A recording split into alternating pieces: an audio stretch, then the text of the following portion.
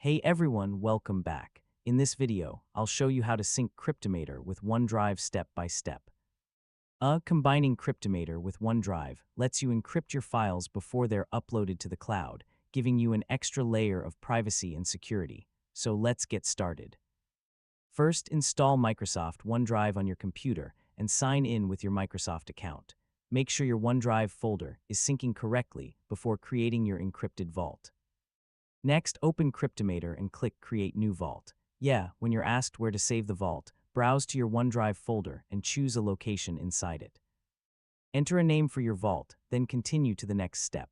Now, create a strong vault password using a combination of uppercase and lowercase letters, numbers, and special characters. This password protects your encrypted files, so store it in a secure password manager because Cryptomator cannot recover a forgotten vault password. After creating the vault, click Unlock and enter your password.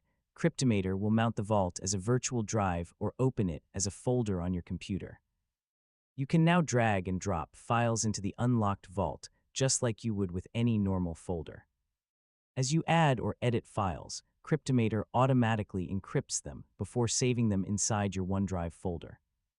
OneDrive then detects those encrypted changes and syncs them to the cloud automatically, ensuring your data remains protected both during storage and synchronization. Finally, when you've finished working, save any open documents and click Lock Vault in Cryptomator. Wait until OneDrive finishes syncing all changes before shutting down your computer or disconnecting from the internet to make sure your latest encrypted files are fully uploaded. And that's it.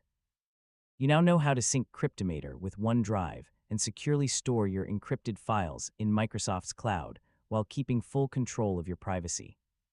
If this tutorial helped you, don't forget to like the video, share it with your friends, and subscribe for more easy tech guides. Thanks for watching, and I'll catch you in the next one.